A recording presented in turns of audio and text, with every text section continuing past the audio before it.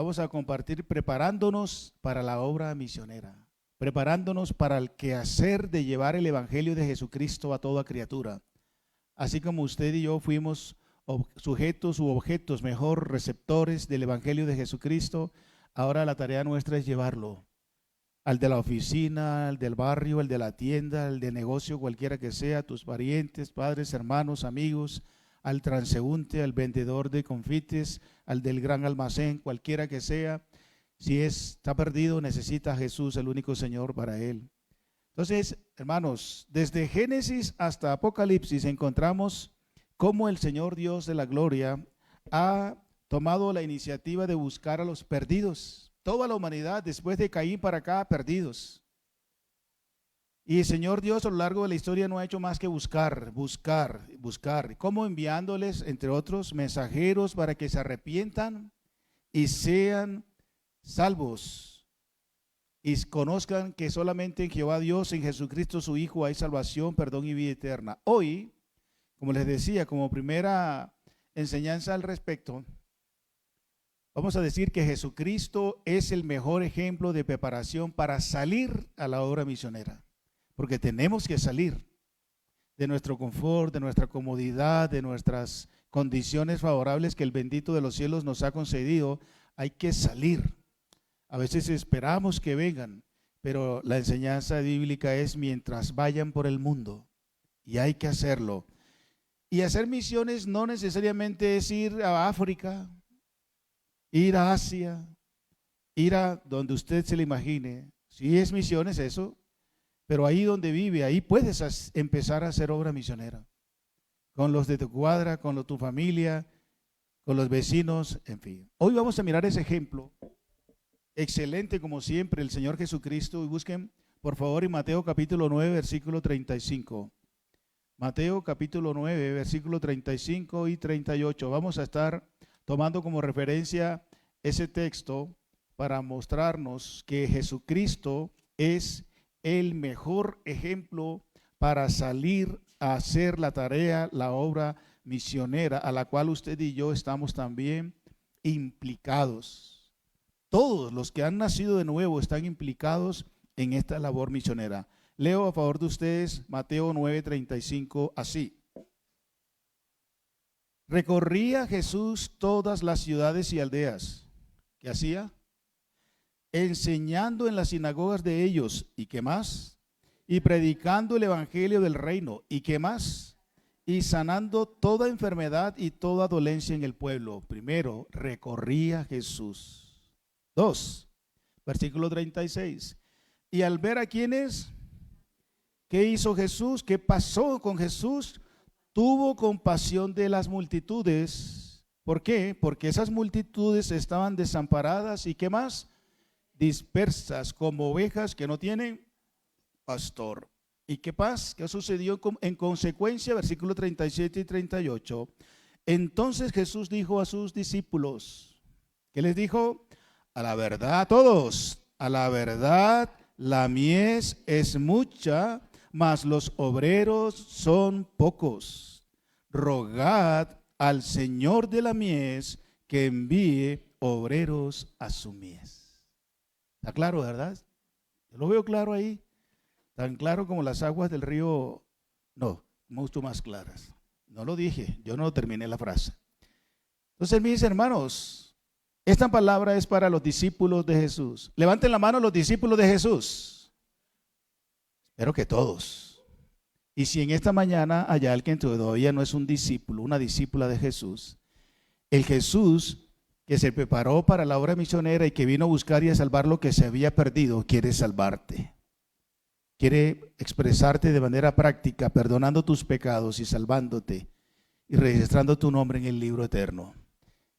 Para los demás que somos discípulos de Jesús, hoy el Señor nos muestra su mejor ejemplo de salir a hacer la obra misionera a la cual la iglesia de Jesús es llamada. Primero entonces dijimos, basándonos en el versículo 35, que Jesucristo nos enseña a prepararnos para buscar a los perdidos. Ahí lo están viendo en la pantalla, ¿cierto?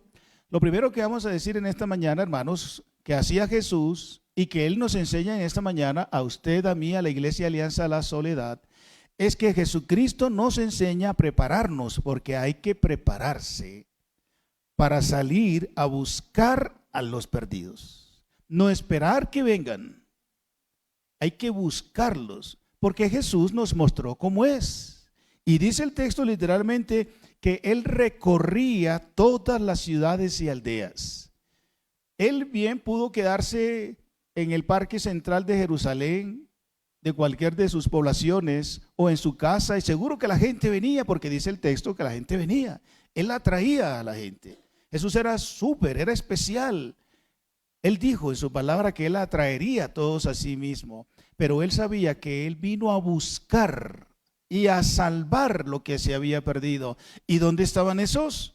Fuera de su casa. Por eso dice el texto que Él recorría las ciudades por doquier de su época. Entonces, lo primero que Jesús nos enseña es que nosotros también debemos prepararnos para salir a buscar a los perdidos. Mateo 9:35. Y dice el texto entonces que Él recorría todas las ciudades y aldeas, primero enseñando, ¿verdad?, su palabra. Jesucristo entonces fue a buscar a los perdidos. Él recorría todas las ciudades. Noten, primero habla de ciudades, es decir, de lugares grandes, con población considerable. Y también dice las aldeas.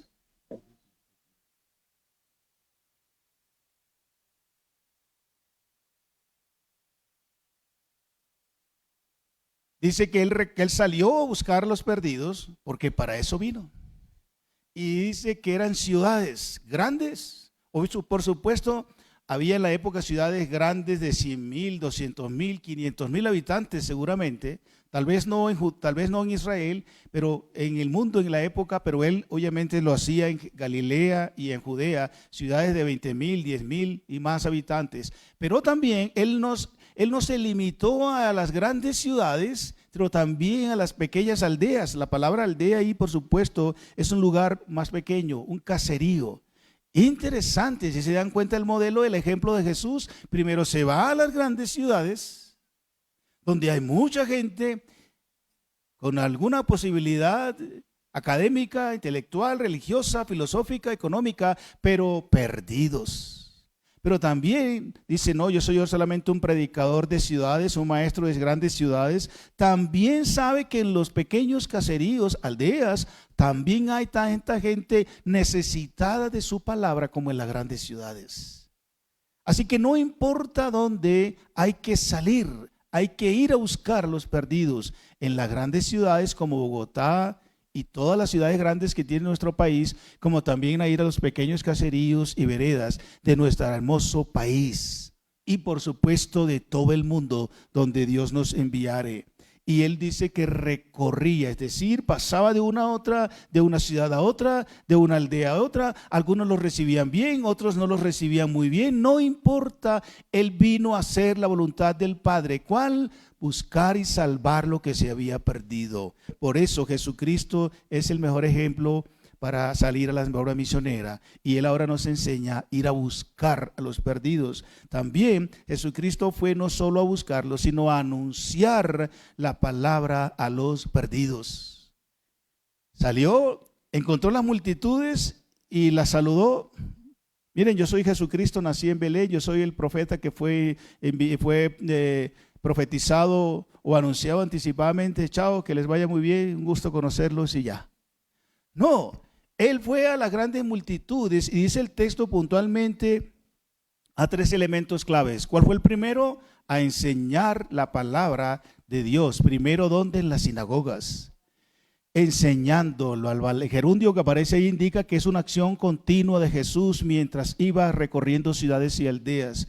Enseñando primero, es decir, instruyendo, porque aunque esos religiosos en las sinagogas se jactaban de conocer mucho de Dios, de la teología judía, no conocían el plan salvador que Él venía a traerles.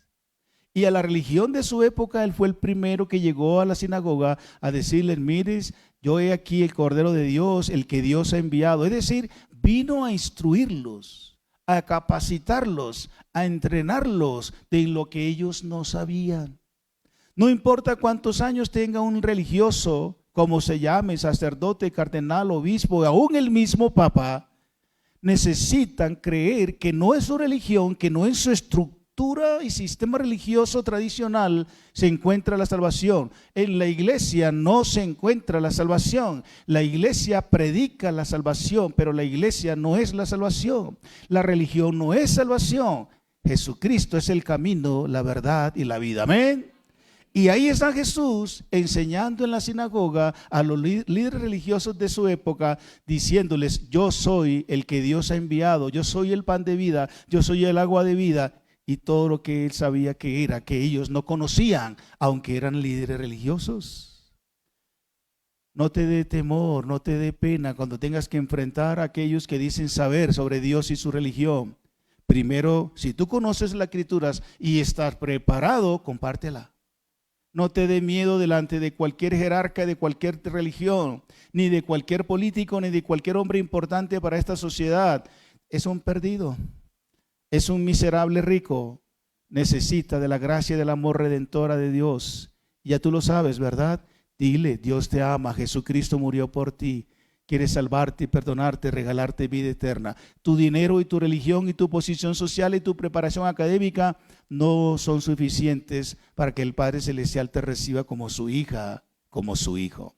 Entonces el Señor lo primero que hacía era anunciar la palabra, enseñando a los religiosos en los lugares de culto, las sinagogas, y también, ¿qué hacía? Predicando el evangelio del reino públicamente. No solamente lo hacían en recintos cerrados, en aldeas y ciudades, a los religiosos de la época, sino también públicamente a la gente por doquier. La palabra predicar allí es eso: anunciar, proclamar abiertamente, públicamente, que Él era el Señor y que el reino de los cielos se había acercado y que Él era el rey de ese reino de los cielos.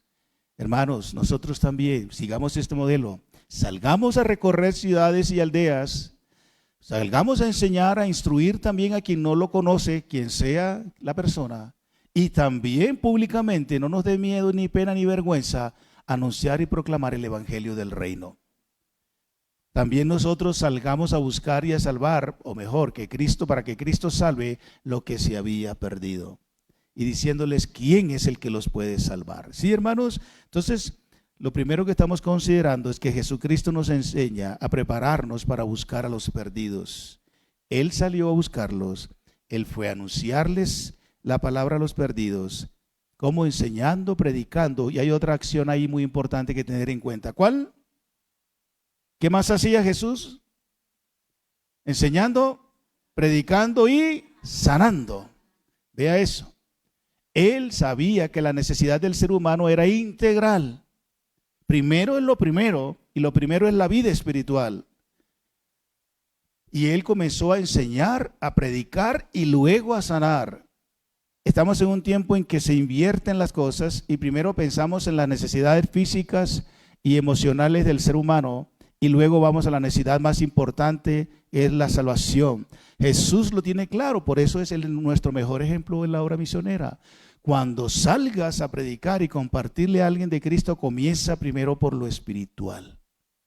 Porque muchas veces las enfermedades del cuerpo y del alma son producto de una necesidad espiritual, de no estar a cuentas con el Señor de la gloria, con el Salvador. Muchas de tus y las mías situaciones físicas son productos de situaciones espirituales y emocionales no muy bien llevadas, y nos cargamos y nuestros sistemas, todos los que componen nuestro organismo, se afectan producto de que nuestra comunión, relación con Dios no está en su buen momento, y así también nuestra alma emocionalmente se afecta y en consecuencia daña y deteriora nuestro cuerpo. Jesús enseñaba, predicaba y luego también sanaba. Dice las Escrituras, enfermedades y dolencias. Una traducción por allí que encontré nos habla que enfermedades físicas, como las muchas que hemos visto que el Señor sanaba, pero cuando dice dolencias, también hace alusión a dolencias del alma. En algunos casos traducen depresión, es decir, alteraciones psíquicas, emocionales, Por lo tanto, el Señor sabe que Él vino a buscar y a salvar de manera integral al ser humano. Y Él tenía y tiene el poder para sanar. Tú y yo no tenemos el poder para sanar, pero también somos instrumentos para también enseñar, predicar y llevar a aquel que puede sanar. Por lo tanto, cuando alguien en ese proceso suyo de enseñar, predicar y sabe que está enferma, que está enfermo del alma, del espíritu, del cuerpo, también el Señor te ha dado gracia y su capacidad para que ores a favor de esa persona, para que aquel que todo lo puede, lo sane. ¿Qué hablábamos que domingos? Pedro y Juan, ¿verdad? Fueron al pórtico de Salomón y estaban más limpios que... Y Pedro dijo, no tengo plata ni oro, pero lo que tengo te doy. En el nombre de Pedro, levántate y anda. Ah, gracias por corregirme. Yo pensé que ustedes también estaban como aquellos. En el nombre de Jesús, levántate y anda. Usted y yo no tenemos inherente un poder nuestro humano para ello. Ahora sí, hemos sido revestidos, Hechos 1:8, pero recibiréis poder cuando haya venido sobre vosotros el Espíritu Santo. Entonces, y me seréis testigos en Jerusalén, en Judea, en Samaria y hasta en Bogotá y Colombia y toda América. Hermanos, si nos vamos a enfrentar con situaciones de personas enfermas que nos van a pedir, obviamente, cómo ser sanos, compartámosles el evangelio que los sana, que sana su alma, que sana su espíritu, pero también ora por su salud. No te dé miedo. Tú tienes la gracia y el poder del Espíritu Santo en ti si eres un creyente en Jesucristo. No pienses que esto es de otra religión, de otra organización. No, tenemos al Señor Dios en nuestro corazón y podemos orar por los enfermos. ¿Cuántos han alguna vez orado por los enfermos? Muy pocos veo. ¿Te das cuenta que necesitamos hacerlo? ¿Cuántas veces has orado por un endemoniado? ¿Cuántas veces? Levante la mano. ¿Se da cuenta? No le dé miedo. ¿Cuántas veces has orado por una persona que está alterada psíquica, emocionalmente? No le dé miedo. Vaya y ore. Tú no lo vas a sanar, pero el Dios en quien crees lo puede hacer. No solamente, obviamente lo más importante es predicar, es enseñar y predicar, pero Jesús también se interesó en las necesidades físicas y emocionales de las personas. Tú y yo, siguiendo el mejor modelo para salir a hacer la obra misionera, nos vamos a encontrar con esto también. No me llames. Si encuentras a alguien enfermo, no me llames. Hágalo. Crea en el Señor. Si usted es una hija de Dios, créalo. Pero a veces, cuando se enfrentan a una situación como esa enseguida, pastor, mire aquí está pasando esto y esto. Está bien, yo no voy a decirles que no voy. Voy, pero usted puede hacerlo. Usted puede hacerlo. Y el Señor te quiere usar. Eso también es salir a hacer la obra misionera. Amén. Uy, no. Amén. Bueno, ya me alegré frente a eso. Lo primero entonces es que Jesús nos enseña a prepararnos para buscar a los perdidos. Así que hoy estamos enseñando esta palabra y prepararnos para salir. Vamos, vamos. Ahí al lado, al vecino, al de la tienda, al del negocio, al compañero de trabajo, al compañero de universidad, vaya y dígale que Jesucristo es el eterno Hijo de Dios. 2, Jesucristo también nos enseña a prepararnos para compadecernos de los perdidos. Versículo 36. Y al ver las multitudes, tuvo compasión de ellas porque estaban desamparadas y dispersas como ovejas que no tienen pastor. Si no sales, no ves. Si no recorres, no te vas a enterar de quiénes son las multitudes. Pero si recorres, si sales, si buscas, encuentras. Y si buscas, te vas a dar cuenta de la muchedumbre de perdidos que hay a nuestro alrededor. Si salimos de este contorno, de nuestro confort como iglesia, y salimos fuera en la calle, en los parques, donde sea que Dios nos lleve, nos vamos a dar cuenta que hay mucha gente perdida y sin esperanza, humanamente hablando. Jesús por eso las vio, porque salió a recorrer, a buscarlas. Entonces, el Señor Jesucristo, ¿qué hizo una vez ver las multitudes? ¿Qué pasó?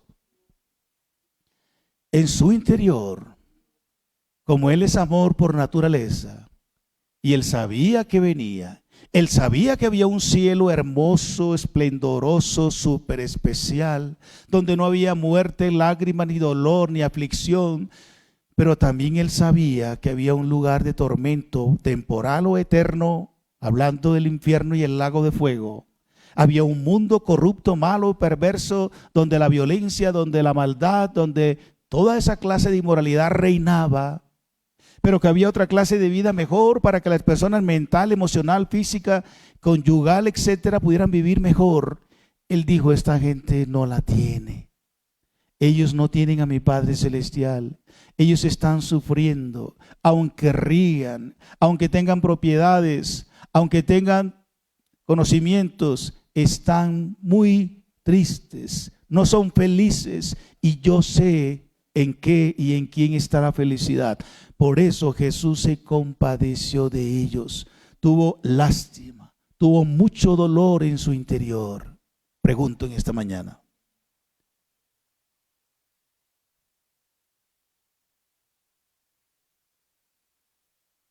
¿qué nos pasa?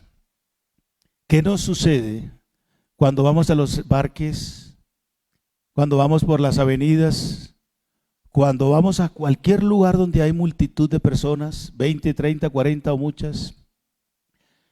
Cuando vamos a los estadios de fútbol, ¿quién les gusta el fútbol? ¿Quiénes van a los estadios de fútbol? Bueno, gracias, ahí nos veremos. ¿Qué nos sucede? ¿Será que nosotros también nos compadecemos de esas multitudes? ¿Usted también se ha compadecido de esas multitudes? Vamos a ser honestos en esta mañana. Vamos. No. Vamos a admitirlo.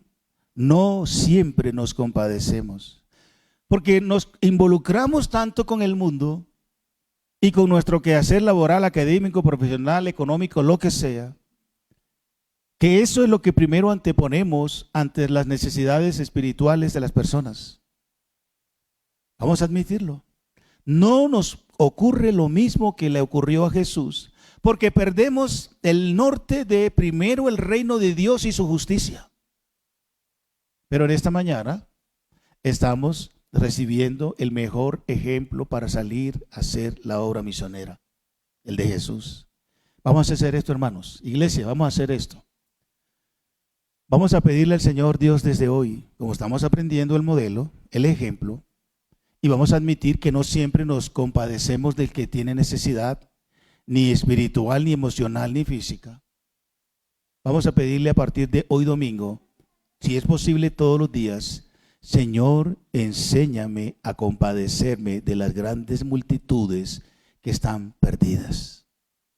Señor, enséñame como a ti a tener también dolor de reino por las muchas familias, niños, jóvenes y adultos que yacen perdidos. Y yo sé que están perdidos. Y yo sé cómo pueden ser hallados. Y yo sé quién lo puede salvar. Al menos vamos a iniciar con eso. Señor, prodúceme compasión por las almas que se pierden. Y ya veremos qué hace Jesús. Ya veremos qué hace Dios. Si es una oración genuina, yo sé qué va a pasar. ¿Qué va a producir en ti? Va a producir compasión. Y el Señor va y luego, Señor, destapa mi boca. Quita mi miedo, mi temor, mi vergüenza, mi pena. Y empezamos entonces siquiera a hablarle al que está más inmediato en su casa. Pero tenemos que, hermanos, replantear nuestro cristianismo frente a la obra misionera. Tenemos que hacer que somos Jesús. Y Él, dice la Escritura, se compadeció de la multitud y por dos situaciones. Al ver las multitudes, ahí cuando dice que al ver las multitudes, eso indica que se interesó en ellas. ¿Alguna vez has pasado por un lugar y estás tan metido en tus pensamientos, o llevas un objetivo que incluso puede haber alguien a tu alrededor que te conoce y conoces, pero tú pasas de largo? ¿Te ha pasado alguna vez? Sí. Y luego nos tildan de que somos orgullosos y prepotentes, que no quisimos saludar. Y a veces incluso podemos ver, pero seguimos y no saludamos. No vamos y nos tomamos la molestia de ir hasta allá y saludarla, darle un abrazo, un beso si nos lo permite, etcétera. En este caso Jesús vio las multitudes. ¿Qué hizo? Se interesó en ellas. No fue apático, no fue indiferente, se interesó en las multitudes. Nosotros muchas veces somos apáticos, indiferentes. No nos importa mucho la necesidad de las multitudes, ni de las minorías, de las necesidades espirituales que las personas tienen. ¿Cierto, iglesia? Tranquilo, hermano, a mí también me ha pasado. Aquí nos involucramos todos. Jesús es el mejor ejemplo para salir a hacer la obra misionera. Él sale, él se toma la molestia de ver, y luego eso produce compasión en su corazón. Se interesó, le importó las multitudes. ¿Te importan las multitudes o las minorías o las personas? Esa es la idea. ¿Te importan las personas, las que están trabajando contigo, los vecinos, a quien le compras el mercado diariamente, etcétera, etcétera? Jesús salió, vio, se compungió y se interesó en ellas. Las multitudes, dice que se compadeció de sus, primero se interesó en ellas y luego también se interesó en sus necesidades, se compadeció de sus necesidades. ¿Por qué dice eso, pastor? Claro, porque aquí va a mencionar a continuación dos de ellas. Luego que el Señor Jesús se compadeció al ver las multitudes, luego también Él se compadeció, ¿por qué? Por la condición de las multitudes. Pero se compadece por ellas, por sus necesidades, se interesa en ellas y luego se compadece de la condición en las que ellas están. Y el Sagrado Texto tiene cuidado en decirnos en dos condiciones. Primero, estaban ¿qué? Desamparadas. La palabra desamparada ahí es desamarradas, desligadas, despegadas de algo. ¿De dónde estaban desligadas, desamarradas, despegadas ellas? Esas grandes multitudes, ¿de qué? ¿De quién? De la vida de Dios. Como dice otro texto más adelante, el apóstol Pablo dice, ajenos a la vida de Dios. Y eran impíos, corruptos, inmorales, obscenos, fornicarios, adúlteros, ladrones, hechiceros y demás. Desligados, desamarrados de la vida de Dios. Ahí, desamparadas es eso. Así que ellas estaban sin ningún cuidado. Estaban sin protección alguna de nadie. Cristo veía esas multitudes vulnerables y estaban como ovejas sin pastor, es decir, expuestas al acecho de las fieras. Metafóricamente hablando, utiliza el término ovejas para referirse a las personas. Así como cuando se encuentran las ovejas en el monte y donde está el pastor, quien las cuida, estaban desligadas de cuidado alguno. Así estaban esas multitudes. Pero eso pasó en la época de Jesús. Hoy día no pasa eso. ¿Ustedes qué creen? Igual. Los que hemos ido a los estadios de fútbol, tengo rato que no voy, este año de pronto me animo. Uno escucha que cuando hay una jugada que el árbitro no pitó bien, no vayan a decir eso aquí. Ustedes saben la cantidad de barbaridades que sueltan a una persona que se pudo haber equivocado o que hizo algo que no estaba de acuerdo a su patrón de justicia. Eso indica que esas multitudes en esos lugares y en todos están desligadas de la vida moral y espiritual y la sensibilidad de Dios. Y no tienen control de sus emociones y sueltan la primera palabra obscena y de toda naturaleza que llega a su boca. Eso indica que estoy entre una multitud desligada de Dios. Jesús vio así, seguramente hasta oyó qué cosas decían y él no se molestó. No dijo, reprendo a esta multitud, todas van para el infierno.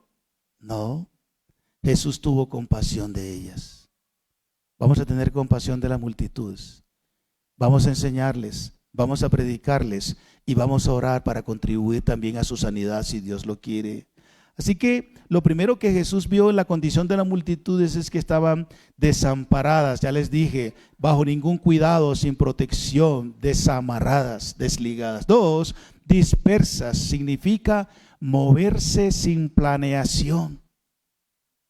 Moverse sin planeación, sino a través de movimientos repentinos, es decir, sin la dirección de nadie. Para donde señalara el día, para donde señalara las circunstancias. No tenían un norte, un rumbo, un propósito de vida claro. Lo que saliera en el día, para donde me llamen voy, lo que me propongan hago. ¿Qué planes tienes para mañana, dentro de un año? ¿Cuál es tu objetivo de vida? No tenían ningún objetivo de vida. Iglesia, ¿nosotros tenemos un objetivo? ¿Cuál es el propósito por el cual estamos nosotros en esta tierra? Hay un texto que lo declara, varios textos. ¿Cuál es el propósito por el cual fuimos creados? Les ayudo. Para la alabanza de la gloria de Dios. Eso es, fuimos creados para la gloria de Dios. No para nuestra gloria. No fuimos creados para ser ricos en esta tierra. No fuimos creados necesariamente para alcanzar grandes títulos y propiedades y demás. Primero fuimos creados para la gloria de Dios. Fuimos creados para buscar primeramente el reino suyo y su justicia. Y las demás cosas serán añadidas, pero a veces invertimos el orden de prioridades y buscamos las añadiduras y luego buscamos la gloria, el reino de Dios. Amén. Así es. Y dentro de buscar primero la gloria de Dios está esto también. Ellos no buscan la gloria de Dios. Ellos buscan su propia gloria. ¿Quién? Las multitudes impías, inconversas, que necesitan o que son objetos, deben ser objetos de nuestra compasión, así como lo fuimos nosotros delante de Dios. Ellos están así, dispersas, sin objetivo ni rumbo claro y verdadero. Y aunque el rumbo de ellos y el objetivo y la meta de ellos sea ser ricos, famosos, conocidos y tener propiedades y demás, ese no es el objetivo por el cual ellos fueron creados. Porque los inconversos y los impíos también, toda la multitud del ser humano fue creada para la gloria de Dios. No solo la iglesia, todos los seres humanos fuimos creados para la gloria de Dios. Por lo tanto, los objetivos y metas que ellos tienen trazados en la vida no son conforme al objetivo de Dios, por eso están dispersas. Por eso unos se dedican a una cosa, otros a otras, otros a matar a unos, otros a robarle a otros, otros a ser políticos, otros a... Bueno, mejor lo seguimos dejando ahí. Dispersos. Y nosotros sabemos qué es lo que hace feliz y le pone orden y organización a la vida: Cristo en el corazón. Y Jesús vio esa situación, por eso Él salió a predicar, a enseñar y a sanar. ¿Has visto personas así a tu alrededor últimamente? ¿Has hablado con tus parientes y no sabe qué quieren? Y cambian de pareja como cambiar de vestido, de ropa. Y cambian de trabajo como de un momento a otro porque no tienen claro, ya no se hallan con esta profesión y quieren estudiar otras. Quieren cambiar de casa porque ya en este barrio ya no me siento cómodo, ya la gente me cae mal, bueno, etcétera, etcétera, muchas cosas, y no tienen claro qué quieren ser y hacer en la vida. Así hay muchos a nuestro alrededor, y ahí hay una linda oportunidad para hacer la obra misionera, la cual el Señor Dios te ha llamado, nos ha llamado. Es decir, el Señor nos enseña a prepararnos para compadecernos de las multitudes. Y 3, con esto termino, versículo 37 y 38, Jesús nos enseña a a prepararnos para orar por los perdidos. Versículo 37. Luego que Jesús sale, recorre aldeas y ciudades y ve las multitudes y les enseña, les predica y las sana, ¿verdad? Y Él lo hace porque estaban como ovejas desamparadas y dispersas. Se interesa por ellas, no es indiferente, apático ante ellas, se interesa por ellas. Ahora hay un tercer elemento clave y fundamental en esto. Versículo 37. Entonces, como resultado, en consecuencia, versículo 37, Jesús dijo a sus discípulos. Él lo está haciendo. Él está haciéndolo. Él está dando el ejemplo para que sus discípulos oigan, vean y también sean promovidos a misericordia y a compasión. Pero él sabe que la palabra es importante para instruir ahora a sus discípulos. Y entonces dice el texto, dijo a sus discípulos, a la verdad, la mies es mucha, mas los obreros pocos. Jesús nos enseña a prepararnos a orar por los perdidos, a orar al Señor de la obra por la magnitud, primero, de la cosecha. Entonces dijo Jesús a sus discípulos, a la verdad, la mies es mucha. Es decir, lo primero que debemos tener en mente a la hora de orar, producto de haber observado, compungido, compadecido, es orar. Lo que les dije hace un momento, la tarea que les acabo de poner. Lo primero que tienes que hacer es orar. Señor, confieso, reconozco que me he dedicado a mi trabajo, a mis estudios, a mi vida profesional, a mis negocios, a mis viajes, y me ha importado un comino la multitud de perdidos. Me arrepiento, confieso en el nombre de Jesús, Padre, esta realidad de mi vida. Pero te pido, Señor, que me enseñes, que me ayudes, que renueve mi corazón para compadecerme del perdido. Y como tú, salir a buscarlo. Vuelvo y te repito, no tienes que ir a la India a hacerlo. Ahí al lado tienes a alguien con quien hacerlo. Vamos a empezar orando primero. Ahora Jesús dice, a la verdad la mies es mucha. O empecemos a orar, porque la mies, es decir, la cosecha por recoger. La palabra mies ahí es una cosecha por recoger. Yo no sabía recoger café. ¿Cuántos saben recoger café? No el café de la alacena, no, ese ya está listo para echar. Café en la fruta, en la mata. Y aprendí, pero digo yo que aprendí, en el Instituto Bíblico de Nocaña. Los que conocen el Instituto Bíblico, por allá en otras épocas había siembras de café. Ahora no hay café. El cambio climático, ya no hay café ahí, al menos en esa zona. Pero cuando llegamos eran cultivos de café y de otras cosas. Y dentro del plan de trabajo para los estudiantes había que ir a recoger café. Para mí eso era, pero extrañísimo. Nunca había visto siquiera una pepita de café madura, ni verde, ni de ninguna forma. Pero fue una experiencia bien linda porque nos metíamos en esos cafetales a recoger café. Y con un cesto ahí que jamás había visto en mi vida. Yo no nací en el campo, pero esa fue la experiencia, fue súper. A recoger café. Estábamos cosechando café porque había mucho café, al menos en esa zona. Piensa ahora que el Señor también te ha llamado a eso, a recoger la cosecha que está lista, solo que no hemos salido a buscarla y a recogerla. Así que, hermanos, hay que empezar a orar. Señor, llévame donde está la cosecha por recoger. Estoy listo para ser usado por ti como un agricultor, espiritualmente hablando. A la verdad la mies es mucha, no dice poca. Es decir, que los perdidos son muchos. Bogotá tiene 12 millones de habitantes aproximadamente. ¿Ustedes qué creen? ¿Cuántos cristianos nacidos de nuevo, reales, no nominales, ni religiosos, ni fanáticos, reales, con Jesucristo en su corazón habría en Bogotá? Diga cualquier cifra, piense en cualquier cifra. 500,000, 800,000, 1,000,000, yo no sé exactamente, pero seguro que no hay 3 millones de los habitantes en Bogotá que son nacidos de nuevo. Es decir, la cosecha por recoger todavía es mucha. ¿Sabe cuántas localidades tiene Bogotá? A ver, los bogotanos o los residentes en esta ciudad tan hermosa, ¿cuántas localidades tiene Bogotá? Uy, no me diga que los corché. No me diga que los corché. 20 localidades. 20 localidades. ¿Sabe en cuántas localidades hace presencia la Denominación Evangélica Alianza de Colombia? ¿En cuántas? ¿De las 20? En 3 localidades, nada más. Teusaquillo. Y en Kennedy. ¿El Alquería es de Kennedy también? Ayúdeme. ¿O Kennedy es otra localidad?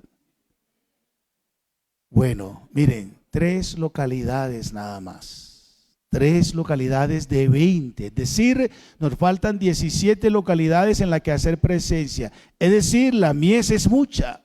Por lo tanto, Iglesia Alianza La Soledad, a orar al Señor de la mies, es decir, al Señor de Bogotá, de Colombia, por esto.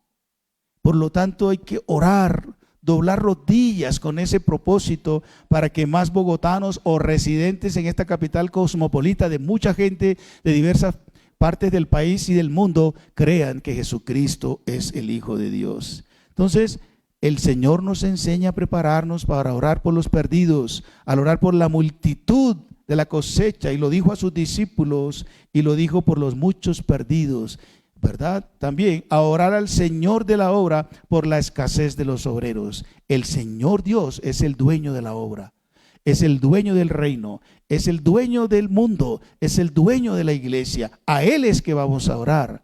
Y ahora orar por la escasez de los obreros. Primero por la multitud de la cosecha y ahora por la escasez de los obreros. Agrega el Señor Jesús: a la mies es mucha, pero los obreros son pocos. Para los 12 millones de habitantes en la capital del país, solamente estamos en 3 localidades. La denominación evangélica Alianza de Colombia tiene propósito de que avancemos a otras localidades, y nosotros como Iglesia La Soledad también tenemos que tomar esto como referencia. Por eso estamos enseñando sobre las misiones. Y en la localidad donde tú vives, ahí quisiéramos establecer un grupo familiar y comenzar a predicar, a anunciar, a sanar, o mejor, llevar el mensaje sanador para que conozcan que Jesucristo es el Señor. ¿Qué les parece eso, iglesia? ¿Qué te parece eso, hermano?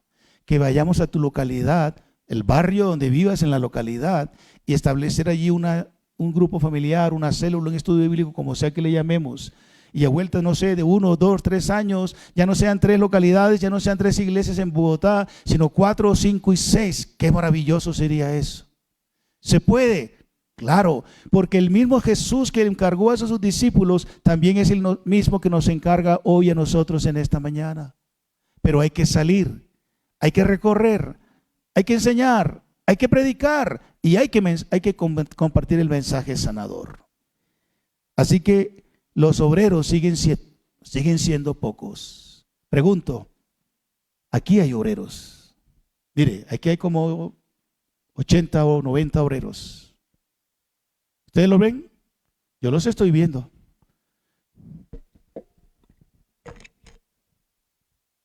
Sí, ahí están. Ahí están los 80, 90 obreros. ¿Y por qué sigue diciendo el texto que los obreros son pocos? Si aquí yo veo obreras y obreros, ¿qué pasa? ¿Qué pasa? Que no lo estamos haciendo, que no estamos saliendo, que no estamos buscando, que no estamos recorriendo los barrios o aldeas o ciudades, que estamos siendo indiferentes, que no nos estamos compadeciendo de las multitudes, y los obreros siguen siendo pocos. Y esto no es solamente tarea del pastor o de los líderes, es tarea de toda la iglesia. Ustedes y yo somos los discípulos de los cuales Jesús dijo esto. Ustedes y yo somos los obreros. Vamos, hermanos, que ya no sean pocos, sino que seamos los muchos o más, que vayamos a recorrer barrios, comunidades, a proclamar el evangelio de Jesucristo, a hacer la obra misionera. Y también el Señor dijo: orad al Señor de los mies, a la verdad la mies es mucha, mas los obreros son pocos. Y luego 38 termina diciendo: rogad, es decir, supliquen, rueguen en humildad y mansedumbre, rueguen de rodillas, con un corazón humillado, no exijan, no reclamen, no declaren. Declaro que toda Bogotá es para Cristo, amén. No digas amén a eso, porque así no es. No por declararlo, Bogotá y los que vivimos, que no somos de aquí, pero que estamos en esta linda ciudad, van a ser salvos. No por una declaración, sino por una, ¿cómo? acción, que comienza con la oración. Y vaya, nos está leyendo en rima, no lo había planeado. Hermanos, eso es. No es por una declaración que Bogotá va a ser para Cristo, ni Colombia, ni tu localidad, ni tu barrio, ni tu familia. Es por empezar a orar, es por empezar a enseñar, es por empezar a predicar, es por empezar a compadecernos de las multitudes. Y el Señor va a obrar, y seguro que van a ser añadidos a la iglesia, como decíamos el domingo pasado, los que han de ser salvos. Y conocerán todos hasta el último que Jesucristo es el Señor si actuamos. La magnitud de la cosecha, orar por la magnitud de la cosecha, o ante la magnitud, orar por la escasez de los obreros. Y termino diciendo, orar al Señor de la obra por la provisión de los obreros. Rogad pues al Señor de la mies que envíe obreros a su mies. Vuelvo al ejemplo del café.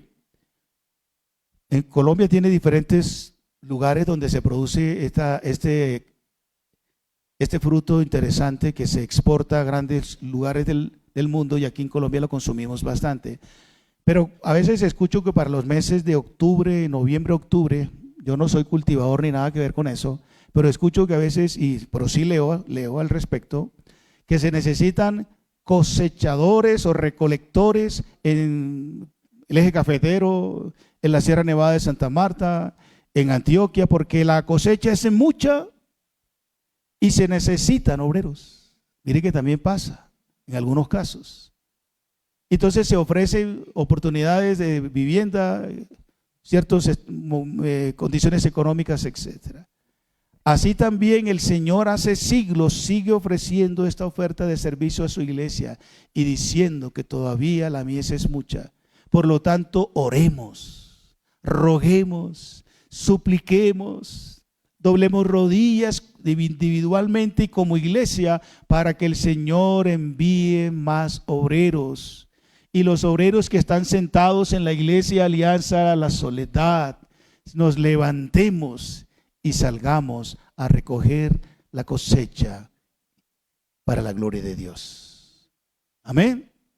Hermanos, eso es lo que deseamos de todo corazón.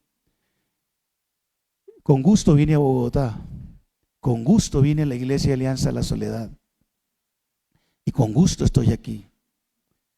Pero queremos ver una iglesia que ora por los perdidos. Queremos ver una iglesia que enseña, predica a favor de los perdidos y que sale a buscar los perdidos. Queremos ver más de una iglesia fundada por la iglesia Alianza La Soledad. Ese propósito tenemos para este año, establecernos con nuevos grupos familiares en otros lugares de la ciudad. Y queremos los líderes que te hagas partícipe de eso. Y que pastor, aquí estamos para orar inicialmente. Y cuando sepas que vamos a comenzar un grupo familiar, por decir algo, en la 80, Masurén, que son los puntos que tenemos en mente, por ahí en Mosquera o Funza, o donde el Señor nos mande. Si usted me dice, pastor, yo vivo en este barrio y yo puedo reunir 2, 3 familias, si podemos hacer una, vamos, venga, díganos, vamos a salir, vamos a buscarlos. Eso queremos, hermanos. ¿Listo? Esto lo vamos a escuchar durante el resto del año. Así que Iglesia Alianza La Soledad y amigos y hermanos que nos visitan, el ejemplo del Señor Jesucristo es la mejor lección y motivación para que nos preparemos y salgamos a cumplir la labor misionera. Juan 20, 21 dijo el Señor Jesús. Entonces Jesús les dijo otra vez, paz a vosotros. Como me envió el Padre, así también yo los envío. El Señor nos ha enviado. ¿Estamos yendo? Señora, la verdad la mies es mucha, mas los obreros son pocos. Y aquí está este puñado de obreros tuyos, discípulos, nacidos de nuevo, limpios por la sangre que tu Hijo Jesús derramó en la cruz. Confesamos en esta mañana, Señor, que no hemos hecho como Jesús, que no nos hemos compadecido de la multitud de perdidos, mucho menos salido para darnos cuenta que están ahí. y que nos hemos dedicado a nuestros quehaceres personales, familiares, empresariales y demás. Señor, queremos ser renovados. Queremos, Señor, que tú muevas, despiertes y levantes a esta iglesia también a salir, a buscar y llevar el evangelio de salvación a los perdidos. Aquí hay hombres y mujeres llenos de tu gracia, limpios por la sangre que tú derramaste, con tu Espíritu Santo y el poder tuyo también. Así que, Señor, avívanos, llévanos a que seamos una iglesia de oración y también de evangelística, y que promuevas nuevas iglesias a partir de la Iglesia Alianza La Soledad, para la gloria de tu nombre. Padre, en el nombre de Jesucristo, henos aquí como tus obreros. Te lo pedimos, por favor. Amén.